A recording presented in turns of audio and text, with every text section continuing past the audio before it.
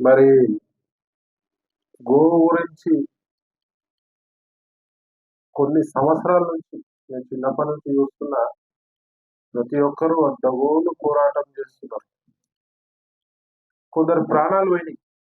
Go సంరక్షణలో భాగంగా ఒక వేరే వర్గానికి చెందిన వ్యక్తులు మా గో సంరక్షకులపై దాడులు చేయడం జరిగింది. లారీలతోటి గుద్ది చంపడం జరిగింది. అయినా కూడా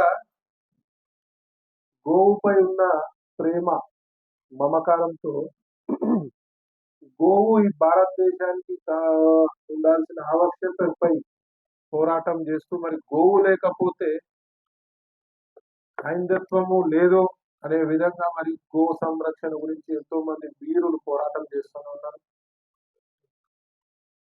ఎంత పోరాటం చేసినా దున్నపోతుపై వర్షం పడ్డ విధంగా మరి గత బీఆర్ఎస్ ప్రభుత్వం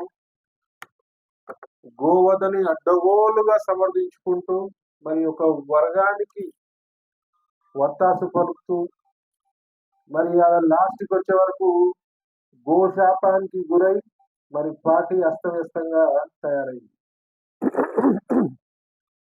సేమ్ అదే పందాన్ని మరి ఇప్పుడు కాంగ్రెస్ పార్టీ కూడా అవలంబిస్తూ మరి గోవుపై కొంచెం కూడా శ్రద్ధ లేదు కాంగ్రెస్ పార్టీకి కానీ గత బీఆర్ఎస్ పార్టీకి కానీ.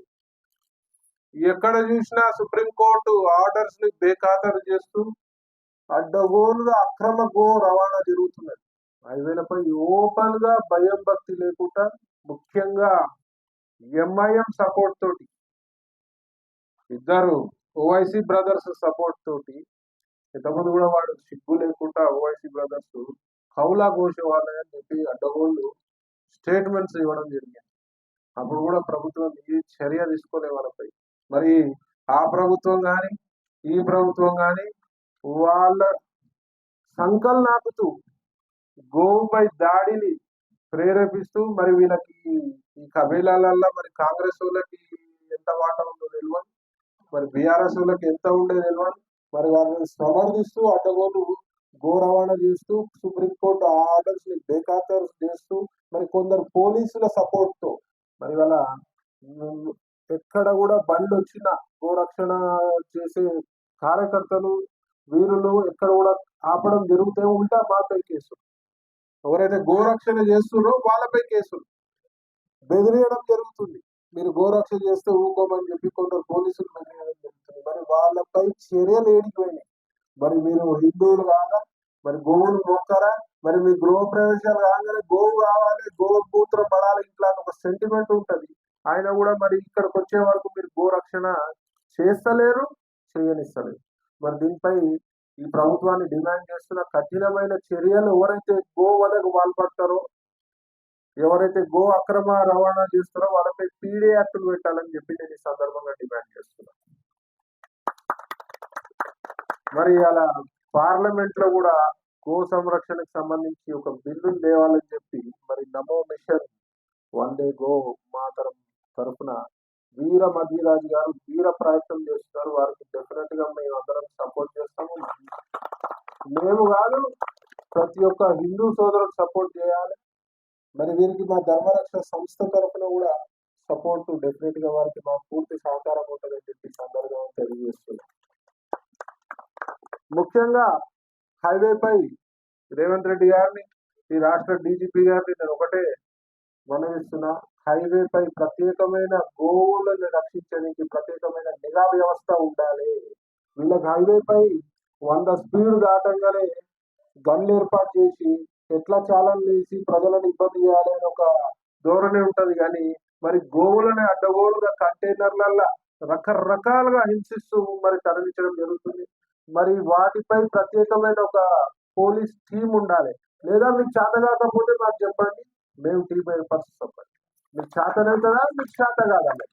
మీకు కాకపోతే ధర్మరక్షకులు చాలా మంది ఉన్నారు, గోరక్షకులు చాలా మంది ఉన్నారు, మేము అందరం కలిసి టీం ఏర్పాటు చేస్తాం. మరి మీరు ఓపెన్ గా స్టేట్మెంట్ ఇవ్వండి, మాతోటి కాదు, మా వ్యవస్థతోటి కాదు, మా పోలీసు వాళ్ళతోటి కాదు, మా గవర్నమెంట్ తోటి కాదని మీరు ఒక స్టేట్మెంట్ ఇవ్వండి.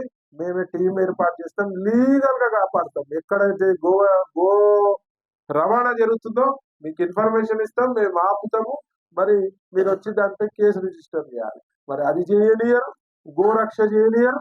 గోరక్ష చేసేటోళ్ళపై అడ్డగోలు కేసులు, బెదిరింపులకు పాల్పడుతున్నారు. నేను రేవంత్ రెడ్డి గారిని ఒకటే డిమాండ్ చేస్తున్నా, రేవంత్ రెడ్డి గారు మీరు కూడా హిందువుగా పుట్టినారు, హిందువుగా పుట్టినందుకు గర్వించాల్సిన విషయము, గోవుని రక్షించాలి. మరి మీరు ఇవాళ గోవు గురించి ఎట్లాంటి చర్యలు తీసుకోకపోతే మాత్రం మీరు కూడా గోశాపానికి గురవుతారు.